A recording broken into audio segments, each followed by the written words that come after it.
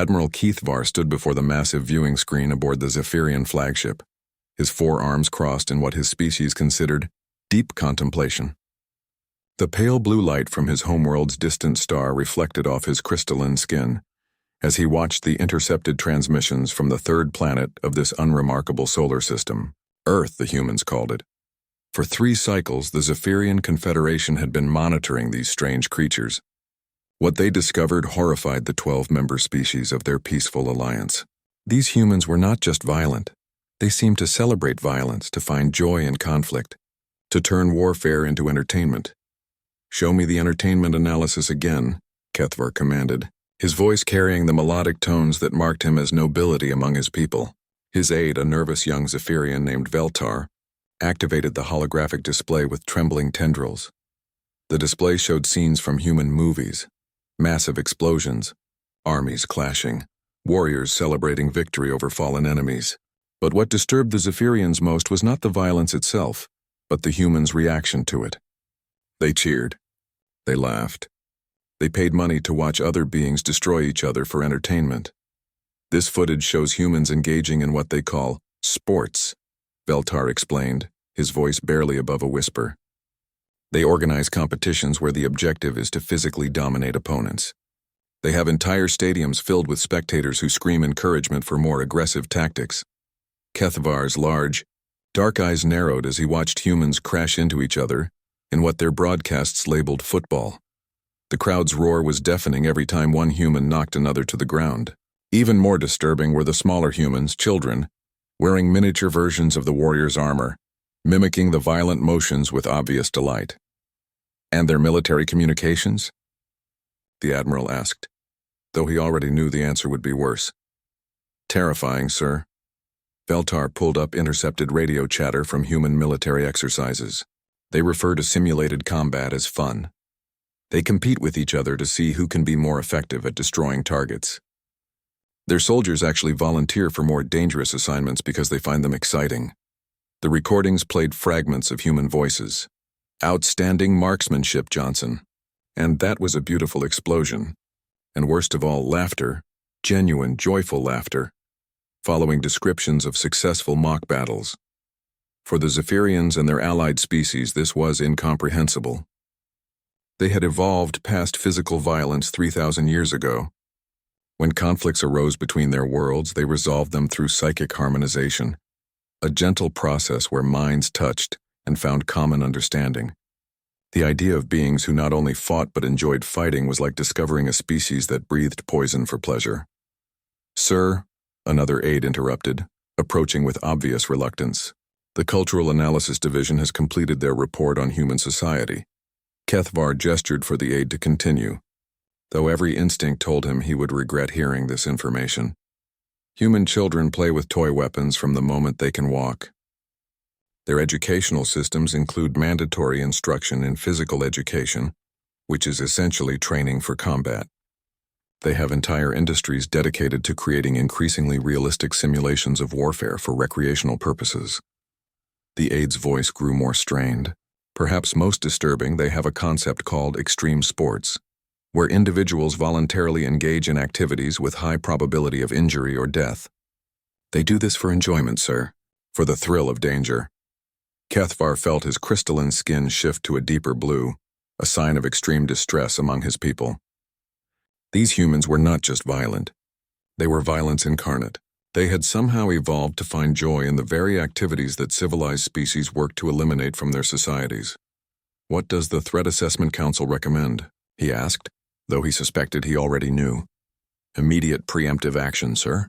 The humans have not yet developed faster than light travel, but their technological advancement is rapid.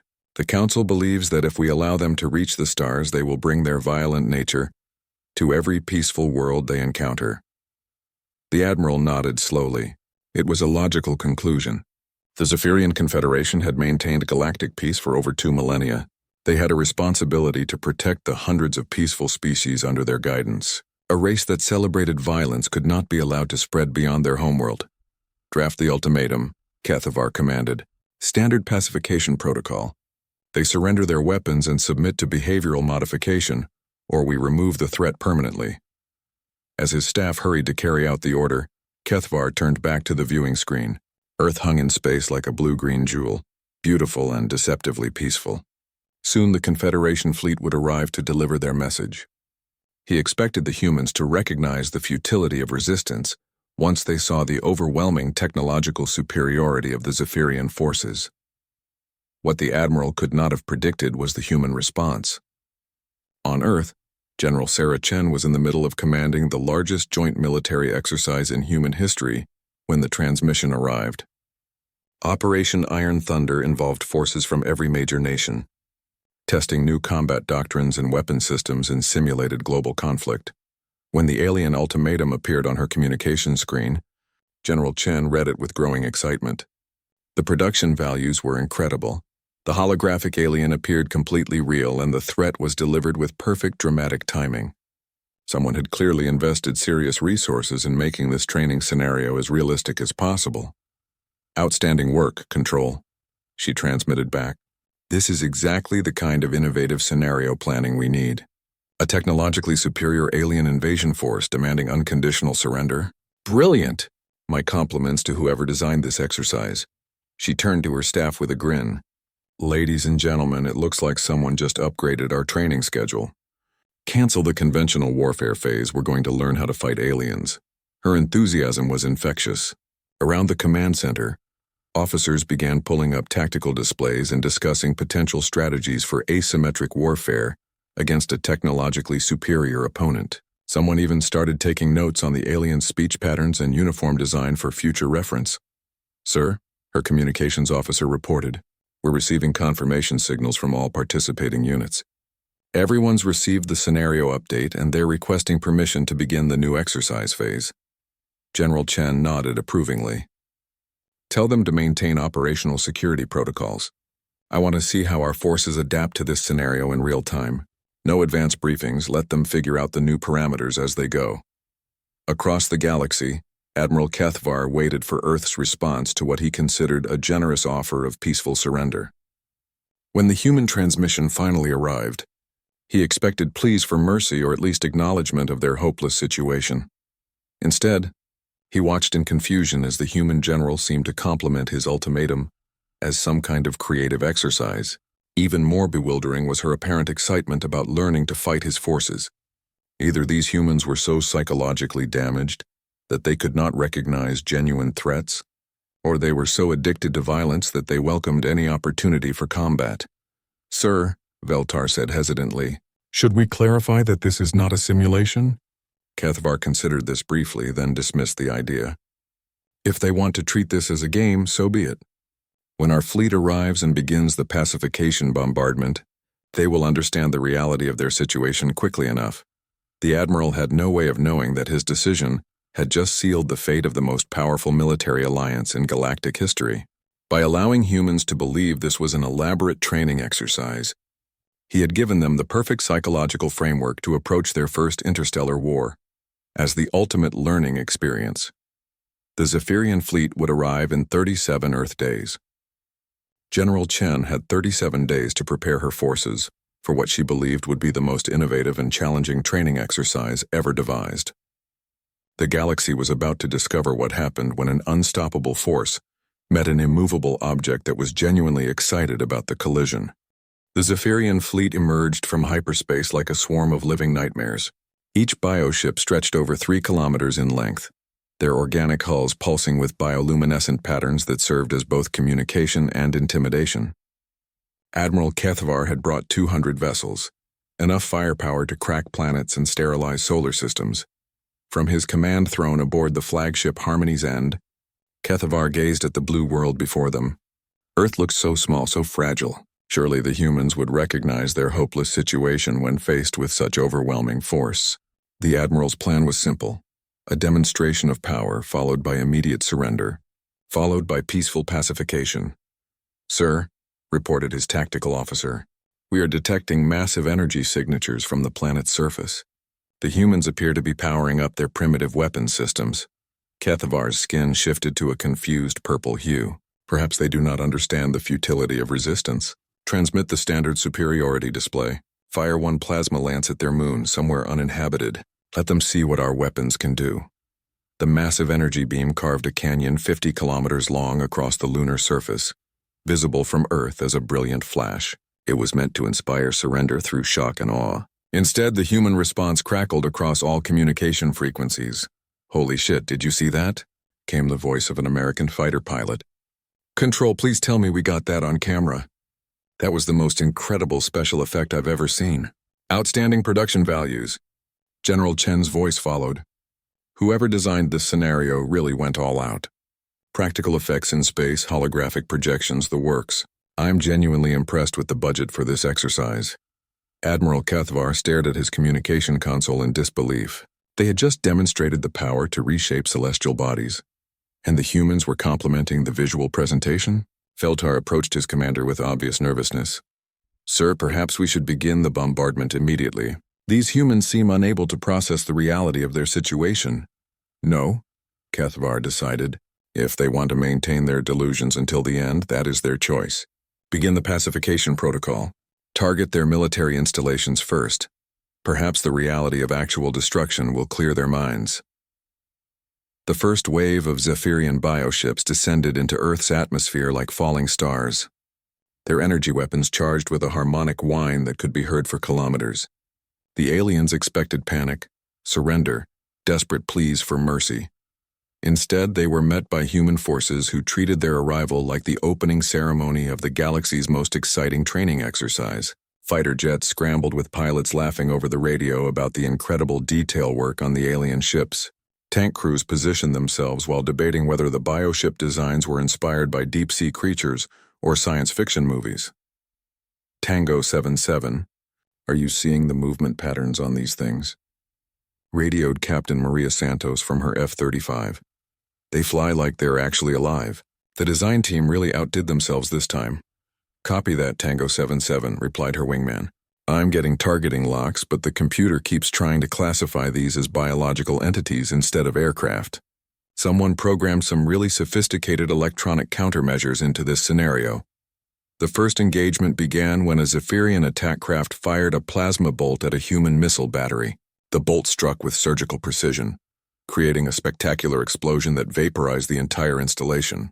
The alien pilot expected this display of power to scatter the remaining human forces. Instead, the radio immediately filled with excited chatter. "Did you guys see that shot placement? Incredible accuracy. And someone get me the technical specs on those energy weapons. We need to figure out how they work." What followed was the most bewildering battle in galactic history. Human forces engaged the Zephyrian fleet with the enthusiasm of students taking a final exam they had studied for their entire lives. Every alien tactic was met with adaptive counter-tactics. Every demonstration of superior technology was greeted with professional appreciation and immediate attempts at reverse engineering. "Sir," reported Colonel Jackson from the ground forces, "we've captured some debris from one of their energy weapons. The engineering team is already pulling it apart to see how it works. Initial analysis suggests some kind of plasma containment system. Really elegant design." General Chen reviewed the tactical display with obvious satisfaction. "Excellent work, Colonel. This is exactly the kind of adaptive response we need to cultivate." "What's the word from Naval Command?" "They're having the time of their lives, ma'am. Admiral Foster says the bioship designs are giving his people all kinds of ideas for new hull configurations. They've managed to disable one of the smaller craft and they're planning a boarding action to study the interior layout." Aboard Harmony's end, Admiral Cathvar watched his tactical displays with growing alarm. His forces should have been achieving complete dominance. The human weapons were primitive, their ships slower, their energy shields non-existent. By every military calculation he understood, this should have been a massacre in favor of the Zephyrians. Instead, his ships were being destroyed at an alarming rate. The humans fought with a creativity and adaptability that defied logic. When plasma weapons proved ineffective against their armor, the humans switched to kinetic projectiles. When energy shields blocked those, they started using chemical explosives. When those failed, they began ramming attacks with obsolete vessels loaded with nuclear warheads. "Sir," Veltar reported with obvious panic, "we have lost 47 ships in the first engagement. The humans are employing tactics we have never encountered." They seem to view the destruction of their own vessels as acceptable losses if it provides tactical intelligence. That is impossible, Kethvar insisted.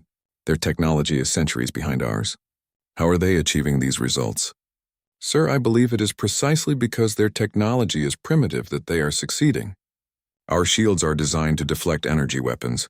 They are vulnerable to simple kinetic impact. Our bioships regenerate damage from heat and radiation. They cannot heal from physical trauma. The humans are using the most basic weapons imaginable, and we have no defenses against them. The Admiral's skin turned a deep red, the Zephyrian equivalent of rage. Impossible. We have fought wars across the galaxy for 3 millennia. We are the supreme military force in known space. Yes, sir, but we have only fought civilized opponents. Beings who used predictable tactics, who followed established rules of warfare, who surrendered when facing insurmountable odds. These humans, they do not behave like any military force we understand. As if to prove Veltar's point, a new transmission arrived from the human forces. It was Captain Santos, broadcasting from her fighter as she lined up an attack run on a Zephyrian cruiser. Hey, Control, I'm about to try something really stupid. These bioships seem to have some kind of nervous system, right? I'm thinking if I can get close enough to punch through their hull and detonate a missile inside their command center, it might cause some kind of neural shock. Worth a shot, right? Copy that, Tango 77, go for it. If it works, we'll add it to the tactical manual. If it doesn't, well, at least we'll know for next time.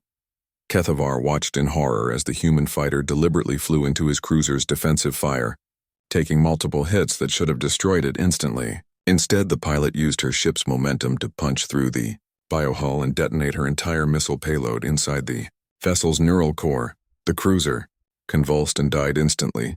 3 kilometers of living warship, reduced to floating meat in a matter of seconds. The pilot ejected at the last moment, her voice crackling over the radio. It worked. Did you guys see that? I think I just invented a new attack pattern. Outstanding work, Santos, came General Chen's response. All units, did you copy that technique? Use it. And someone get a rescue team to pick up our pilot. I want a full debrief on her approach. Admiral Kethvar stared at the tactical display in stunned silence. In the span of 6 hours, his overwhelming technological advantage had been completely neutralized by a species that treated warfare like a learning exercise. They were not just fighting his forces, they were studying them, adapting to them, and improving their techniques in real time. For the first time in his long military career, Admiral Kethvar began to suspect that the Zephyrian Confederation had made a terrible mistake. These humans were not just violent. They were innovatively, joyfully, and terrifyingly effective at violence. And they seemed to be enjoying every moment of it. Admiral Kethvar stood in his command chamber, watching his fleet's strength drain away like water through a broken vessel. In 3 days of what the humans persisted in calling an exercise, he had lost over 60 ships. This was not how galactic warfare was supposed to proceed. Sir, Veltar approached with a datapad clutched in his trembling tendrils. The Strategic Council is demanding an explanation. They want to know how a primitive species armed with chemical rockets and metal projectiles is destroying our biofleet. The Admiral's crystalline skin had remained a dark red for hours, a sign of deep humiliation among his people. What do our tactical analysts report? The humans are employing strategies we have no framework to understand, sir. Yesterday they deliberately crashed one of their primitive spacecraft into our dreadnought Thunder of Peace. The impact should have been meaningless. Their ship was barely the size of our weapon pods. But they filled it with chemical explosives and timed the detonation to occur inside our biohull's regeneration chamber. Kethvar winced. The Thunder of Peace had been the flagship of the 7th Fleet, a living ship that had grown over 3 centuries. Its death had been unpleasant to witness. More disturbing, sir, is their reaction to losses. When we destroyed one of their cities, a place called San Diego, their response was to compliment the precision of our targeting and then ask for detailed analysis of our bombardment patterns. They said it would help them improve their urban defense strategies for future scenarios. The Admiral felt his secondary heart skip beats. They lost an entire population center and treated it as a learning experience? Yes, sir. And then they relocated their major military installations underground while their civilian population began organizing what they call guerrilla cells. Sir, I believe they view this entire conflict as an opportunity to test new military doctrines. On Earth, Dr. Elena Vasquez sat in her laboratory beneath the ruins of the University of California, San Diego, surrounded by fragments of Zephyrian technology. As the planet's leading xenolinguist, she had been assigned to analyze alien communications for tactical intelligence. What she had discovered was beginning to terrify her. General Chen, she spoke into her secure communicator. I need to report something critical about these alien transmissions. Go ahead, Doctor. Please tell me you've figured out how their bioship regeneration systems work. The engineering teams are having a field day with the samples, but we could use more data. Ma'am, I don't think this is a training exercise. The alien communications I've intercepted show genuine panic, real casualties, and actual strategic concerns. Their language patterns suggest they believe this is a real war. There was a long pause on the communication line. When General Chen responded, her voice carried a note of uncertainty that Dr. Vasquez had never heard before. Doctor, are you telling me that these are actual hostile aliens, and we've been treating First Contact as a war game? I believe so, ma'am. Their communications reference real strategic concerns, actual fleet deployments, and genuine surprise at our military capabilities. Either this is the most elaborate simulation ever created, or we're actually fighting an interstellar war. General Chen absorbed this information with the calm professionalism that had made her one of Earth's most respected military leaders. Doctor, assuming you're correct, what's your assessment of our current situation? We're winning, ma'am. Their communications suggest they expected us to surrender immediately upon seeing their technological superiority. They have no strategic framework for opponents who treat warfare as a learning experience, rather than a desperate struggle for survival. Outstanding, General Chen replied, and Dr. Vasquez could hear the smile in her voice. In that case, let's give these aliens a proper demonstration of human military adaptation. All units, new operational parameters, this is not a drill. We are engaged in actual first contact with a hostile alien species, and apparently we're kicking their asses. The revelation that this was real warfare rather than simulation had exactly the opposite effect on human forces that Admiral Kethvar might have expected. Instead of panic or demoralization, it energized them. Soldiers who had been treating this as an educational exercise now approached it as the ultimate test of human military capability. Sir, reported Colonel Martinez from the Pacific Fleet, we've successfully captured one of their smaller bioships intact. The engineering team says it's like nothing they've ever seen. The entire vessel is essentially a living organism that's been trained to serve as a spacecraft. Excellent work, Colonel. What's the practical application? We're learning how they grow their ships, sir. The bioengineering team thinks they can reverse engineer the process. More importantly, we've figured out how their neural command systems work. Turns out, if you introduce Earth-based viruses into their biohulls, their immune systems can't handle the foreign organisms. General Chen felt a surge of professional pride. This was exactly the kind of innovative adaptation that made human forces so effective. Deploy it immediately, Colonel, and get me a connection to the Space Command. I want every captured alien technology analyzed and weaponized within 24 hours. Within hours, human forces began deploying biological weapons specifically designed to target Zephyrian bioships. The aliens watched in horror as their living vessels sickened and died from exposure to what humans casually referred to as the common cold. Sir, Veltar reported to Admiral Kethvar with obvious distress. The humans have weaponized biological agents against our fleet. Ships that survive direct combat are dying from some kind of viral infection. Our biohulls have no resistance to Earth-based pathogens. The Admiral stared at his tactical display in disbelief. They took our own technology, studied it for less than one rotation, and then developed countermeasures that exploit our ship's fundamental biology? Yes, sir. And they're broadcasting technical discussions about it on open channels. They seem proud of their adaptation speed and want to share the information with all their military units in real time. Kethvar felt his skin shift to a color he had no name for, something beyond panic, approaching existential dread. These humans were not just defeating his forces, they were learning from every engagement and applying that knowledge faster than any species he had encountered. Sir, incoming transmission from the Confederation High Command. Fleet Admiral Zorthak wants a status report. Admiral Kethvar straightened in his command throne, trying to project more confidence than he felt. When the holographic image of his superior appeared, he could see the expectation of easy victory in the Elder's crystalline features. Admiral Kethvar, the Council expects confirmation of successful pacification. How long before the humans surrender? Sir, the situation has become complicated. The humans are not responding as predicted. They appear to treat warfare as a form of education and entertainment. Their adaptive capabilities are unprecedented. Fleet Admiral Zorthak's expression shifted to confusion. Explain. Sir, in 5 days of combat, they have destroyed nearly half my fleet using primitive weapons and tactics we have no defense against. They reverse engineer our technology during active combat and deploy countermeasures within hours. They treat their own casualties as acceptable costs for gaining tactical intelligence. The fleet admiral's skin faded to a pale, shocked white. You are telling me that a pre-spaceflight civilization is defeating the Confederation's premier battle fleet? Sir, I am requesting immediate reinforcements from the 2nd and 3rd fleets.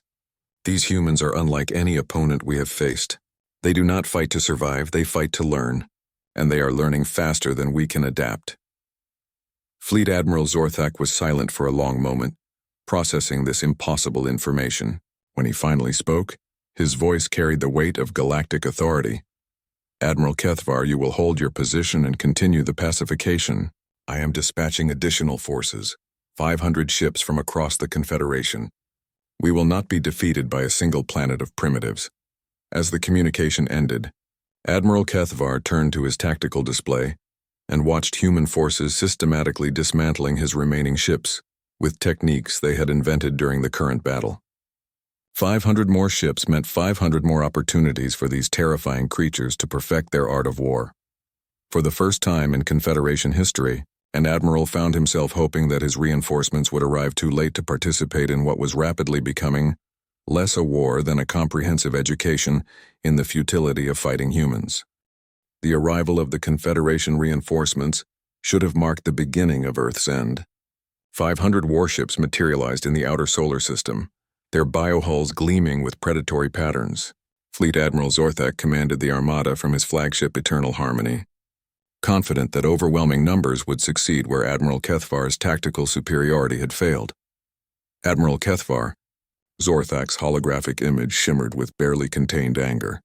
Explain to me how your forces have been reduced to 37 operational vessels by a species that has not yet achieved interstellar flight. Kethvar's skin had developed permanent stress, patterns, swirling bands of gray and blue that marked a Zephyrian on the edge of psychological collapse. Sir, these humans do not fight like any species in our databases.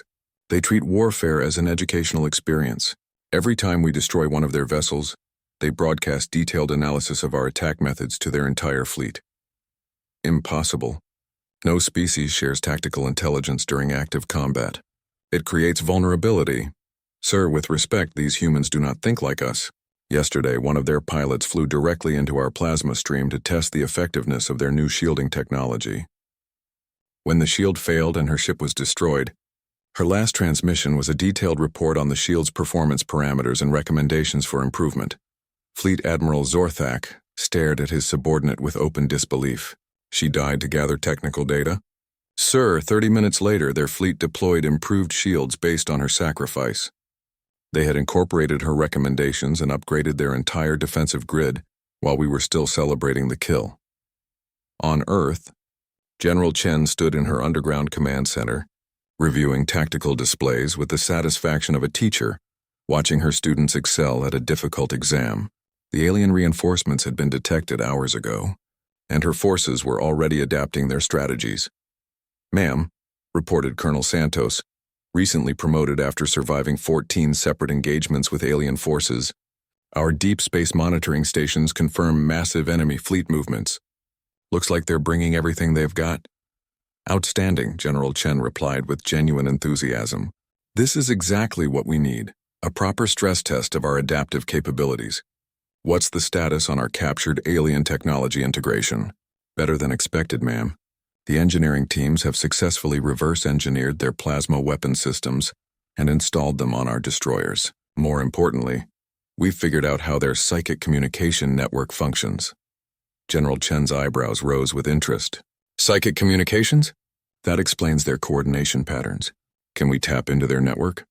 We can do better than that, ma'am. Dr. Vasquez and the xenopsychology team have developed what they're calling empathy bombs, devices that hijack their psychic network and force them to experience human emotions and sensations. What kind of emotions? General Chen asked, though she suspected she already knew the answer. Competitive drive, ma'am. The thrill of challenge, the satisfaction of overcoming obstacles, the joy of learning new skills under pressure. Basically, we're going to make them feel what humans feel during combat. General Chen smiled with the expression of a predator that had just evolved new hunting techniques. Deploy them immediately. I want to see how a species that evolved past violence handles experiencing human battle joy firsthand. The first human empathy bomb detonated during the initial engagement between Earth's defenders and the Confederation reinforcements. The psychic pulse spread through the alien fleet's neural network like wildfire, carrying with it the raw emotional experience of human combat enthusiasm. Aboard Eternal Harmony, Fleet Admiral Zorthak suddenly gasped as alien sensations flooded his consciousness. For the first time in his 3-century lifespan, he felt the peculiar human joy of competition, the rush of adrenaline that came from facing a worthy opponent, the satisfaction of tactical innovation under pressure, the strange pleasure of learning through conflict. What is this sensation? He managed to ask, his voice thick with confusion and an emotion he had no words for. Sir, his tactical officer reported with obvious disorientation, I believe this is what humans call excitement. They appear to have weaponized their emotional responses and transmitted them through our neural network. Across the Confederation fleet, similar scenes played out as alien crews experienced human battle emotions for the first time. Instead of the harmonious calm that had defined their military operations for millennia, they felt the intoxicating rush of combat, the desperate joy of survival against overwhelming odds, the fierce satisfaction of protecting something valuable. The effect was catastrophic for Confederation military doctrine. Alien crews began taking risks, improvising tactics, and, most disturbing of all, enjoying the experience of combat. Ships that should have maintained formation broke off to pursue individual targets. Commanders who should have followed established protocols started experimenting with new strategies. Sir, Admiral Kethvar reported to his superior with obvious panic, our fleet cohesion is collapsing. Ships are engaging in individual combat rather than coordinated strikes. Our commanders are reporting enjoyment of the battle process. Fleet Admiral Zorthak struggled to focus through the strange new emotions flooding his mind. Part of him, a part that had never existed before, was actually enjoying this impossible situation. The humans had turned his own species' greatest strength against them, and the tactical elegance of it was beautiful. Sir, the tactical officer continued, his voice carrying an unfamiliar note of what could only be called enthusiasm. The human fleet is exploiting our formation breakdown. They're picking off isolated ships while we're distracted by these new sensations. Focus, Zorthak commanded, though he found his own attention drawn to the tactical display with new appreciation for human innovation. Seal the psychic networks. Cut all neural communication links. Sir, if we do that, we lose our coordination advantage entirely. We'll be fighting as individual ships rather than a unified fleet. Then we fight as individual ships, Zorthak decided, and felt a strange thrill at the prospect of personal combat challenge. All vessels disengage from neural network. Engage human forces using independent tactical protocols. What followed was the most chaotic battle in galactic history. 500 Confederation warships, each fighting independently and infected with human battle emotions, engaged Earth's defenders in a massive free-for-all that bore no resemblance to civilized warfare. Human forces, delighted by the chaos, adapted their tactics in real time.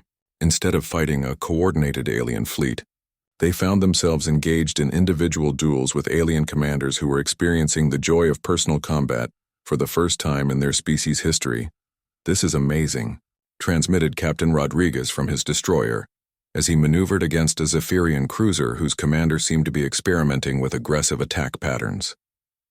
They're actually learning to enjoy this. Look at that tactical creativity.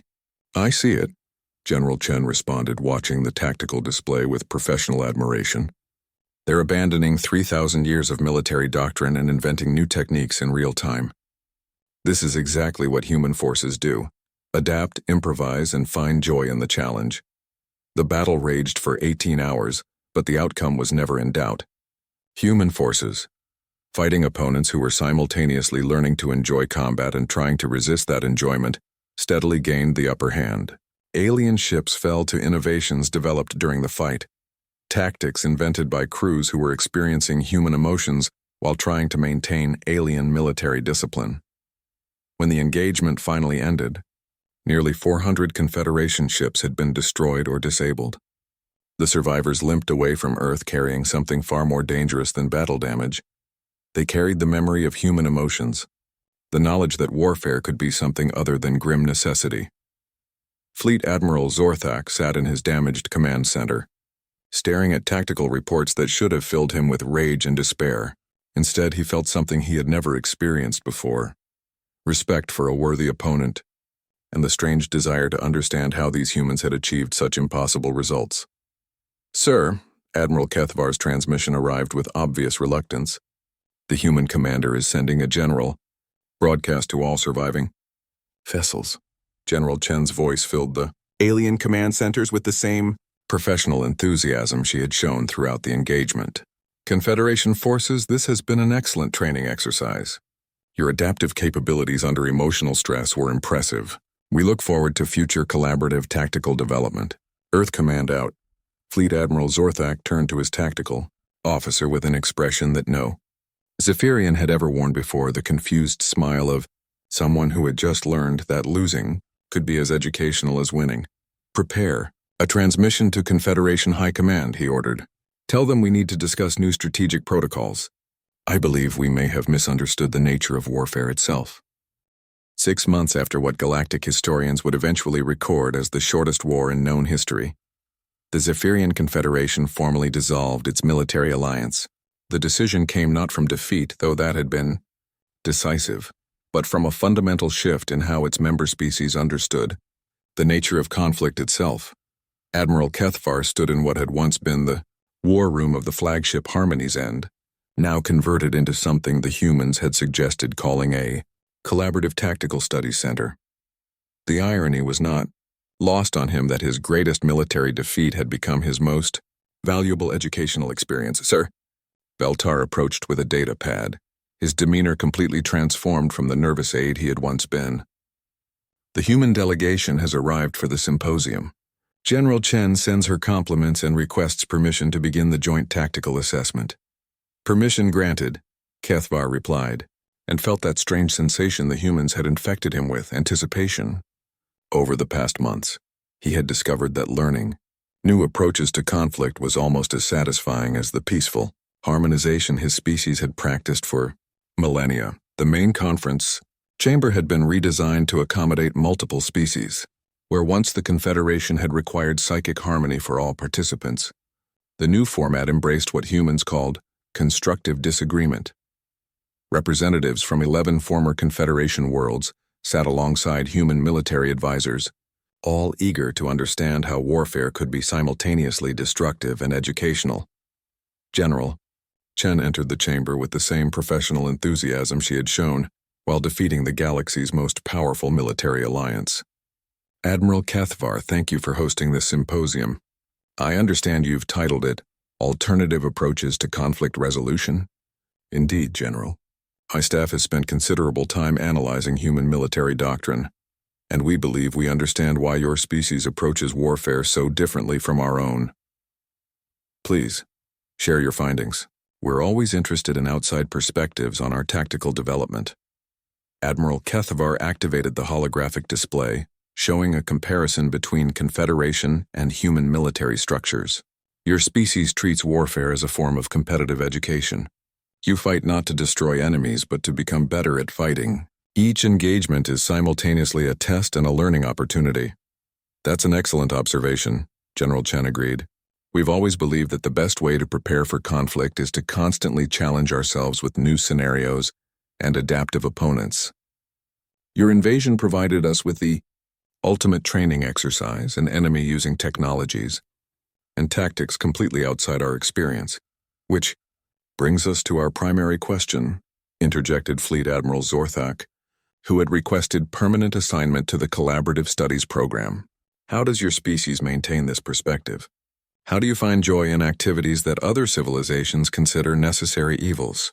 General Chen considered this question carefully. I think it's because we've never separated the concepts of learning and surviving. For humans, adaptation isn't just a survival mechanism, it's entertainment. We enjoy the process of becoming better at difficult tasks, whether that's sports, games, or warfare. Fascinating, murmured Dr. Veltar, who had discovered an unexpected talent for tactical analysis. Your species has essentially gamified survival itself. Exactly. And that's why we'd like to propose something unprecedented in galactic history. A formal collaborative military training program. Instead of maintaining separate defense forces that might someday fight each other, why not create integrated units that train together and learn from each other's approaches? The chamber fell silent as the assembled representatives processed this proposal. The idea of former enemies training together was revolutionary, not just militarily, but philosophically, Admiral Kethvar said slowly. Are you suggesting that we transform the entire concept of galactic military organization from competitive to collaborative? Why not? Your species brought 3,000 years of military experience to our conflict. We brought adaptive creativity and innovative tactics. Imagine what we could accomplish if we combined those approaches instead of opposing them. The proposal sparked immediate discussion among the alien representatives. Species that had spent millennia avoiding conflict suddenly found themselves debating the merits of different combat philosophies. The humans had somehow made warfare intellectually stimulating rather than simply terrifying. There is precedent for this approach, noted the representative from the Vorthon Republic, a species known for their analytical nature. Human military academies already study historical conflicts as educational exercises. They treat ancient battles as case studies in problem-solving rather than tragedies to be avoided. Correct, General Chen confirmed. We've always believed that the best way to prevent future conflicts is to thoroughly understand past ones. And the best way to understand conflict is to practice it under controlled conditions. Fleet Admiral Zorthak leaned forward with obvious interest. You're proposing that we treat military preparedness as an ongoing educational collaboration rather than competitive preparation for potential warfare. Exactly. Joint exercises, technology sharing, collaborative tactical development, and most importantly, making the whole process enjoyable rather than grim. Why should military training be something we endure rather than something we look forward to? The symposium continued for 3 days with representatives from across the former Confederation sharing their perspectives on human military philosophy. By the end, they had established the framework for what would become the Galactic Collaborative Defense Initiative, the first military alliance, in known history founded on the principle that former enemies made the best training partners. Dr. Elena Vasquez, who had been quietly observing the proceedings, finally stood to address the assembly. Ladies, gentlemen, and distinguished beings, I'd like to offer a perspective from the field of xenopsychology. What we've witnessed here is unprecedented in galactic history, the voluntary transformation of military doctrine based on exposure to alternative approaches. She activated a display showing comparative data from before and after the conflict. Prior to human contact, Confederation military philosophy was based on overwhelming technological superiority and psychic coordination. Conflicts were resolved quickly through demonstration of superior force. Learning was minimal because victory was assumed. Human military philosophy, by contrast, assumes that every conflict provides valuable lessons, regardless of outcome. Victory is satisfying, but defeat is educational. This perspective transforms warfare from a necessary evil into a collaborative learning experience. Admiral Kethvar nodded thoughtfully. Dr. Vasquez, are you saying that our defeat was actually beneficial for our military development? More than beneficial, it was transformative. Your forces learned more about combat innovation in 6 months of fighting humans than in the previous 3,000 years of Confederation dominance. And now you're applying those lessons to create an entirely new model of military cooperation. General Chen smiled at this assessment. Dr. Vasquez raises an important point. The greatest value of any military engagement isn't the immediate tactical outcome. It's the long-term strategic lessons learned by all participants. Which brings us to our final agenda item, Admiral Kethvar announced. The establishment of the first joint human-alien military academy. General Chen, would you be willing to serve as co-commander of this institution? I would be honored, Admiral. Though I should warn you, our curriculum will include mandatory courses in adaptive tactics, innovative problem-solving, and what we call failure analysis. We believe the best way to prepare for future challenges is to thoroughly understand past mistakes. Outstanding, replied Admiral Kethvar, using a human expression he had grown fond of. And I believe we can contribute courses in long-term strategic planning, technological integration, and psychic coordination techniques. As the symposium concluded, representatives from 11 worlds committed to the new collaborative approach.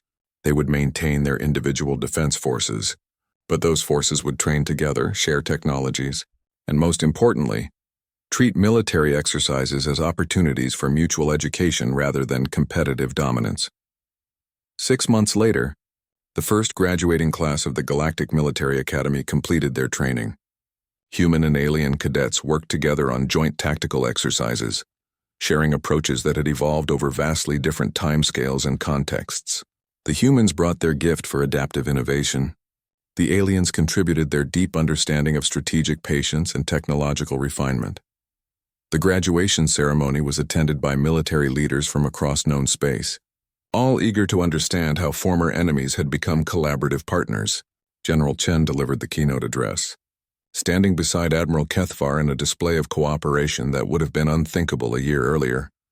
Ladies, gentlemen, and distinguished beings, she began, today we celebrate something unique in galactic history. A military academy founded on the principle that the best way to prepare for conflict is to make friends with your most capable opponents.